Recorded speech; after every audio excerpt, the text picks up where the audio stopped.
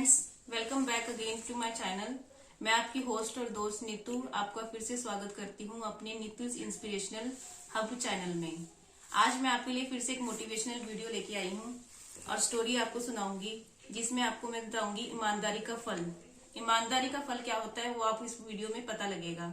इससे आपको पता लगेगा हमें जिंदगी में कितना ईमानदार होना चाहिए। अब मैं आपको एक स्टोरी सुनाना स्टार्ट करती हूँ जिसमें आपको ये पता लगेगा कि ईमानदारी का फल क्या होता है। एक राजा था, उसका बहुत सारा उसके पास राज्य थे, बहुत उसने कुछ जीता था, लेकिन उसके पास फिर भी एक उत्तराधिकारी नहीं था और उसी का दुख उसको हमेशा रहता था। तो उसने क्या सोचा कि मैं क्या करूं अपने उत्तराधिकारी के लिए। उसने फिर एक काम किया कि जो अपने राज्य के सारे बच्चे थे ना, उन सब बच्चों को बुला लिया और उसने क्या किया, उन सब बच्चों में से उत्तराधिकारी चुनने के लिए उसने उन सबको एक एक बीज दिया। अब बीज उसने दिया, उसने कहा कि मैं इस बीज को लेके आना और पौधे में उगाना, और जब वो पौधा उग जाएगा तो 6 महीने बाद तुम उसको मेरे पास लेके आना। सब चले गए बच्चे वहां से और 6 महीने तक उन सब ने उसकी केयर करी। एक बच्चा था जिसने पूरी ईमानदारी से उस पौधे को, बीज को पौधे में उगाया, लेकिन वो उगा नहीं। उसने अपनी माँ को कहा कि माँ, इसको 3 महीने हो गए लेकिन इसमें कुछ नहीं उगा है। तो माँ ने कहा कोई बात नहीं, कुछ बीजों को उगने में टाइम लगता है। तो उसने कहा कोई बात नहीं। फिर उसने अच्छे से अपने उस पौधे की केयर करी, लेकिन फिर भी उसमें कुछ नहीं उगा। वो गमला खाली का खाली ही रहा। तो 6 महीने बाद जब उसके बच्चों का वापस दोबारा जाने का टाइम आया राजमहल में, राजा को अपने पौधे दिखाने के लिए, तो वो सब वहां पहुंच गए और लाइन में खड़े हो गए।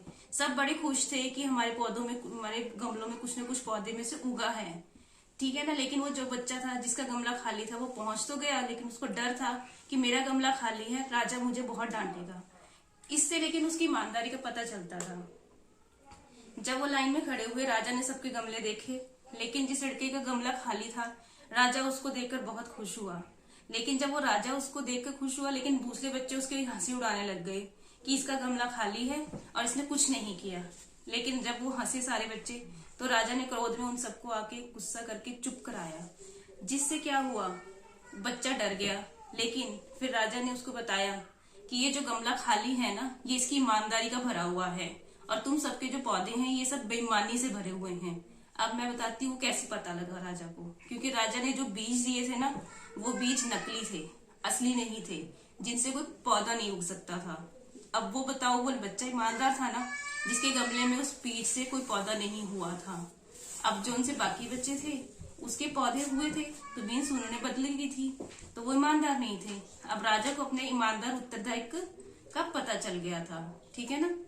इससे पता लगता, देखो ईमानदारी का उसको फल मिला और वो उस राज्य का उत्तराधिकारी बन गया, यानी कि वो राज्य का युवराज बन गया। ये होता है हमारी ईमानदारी का फल।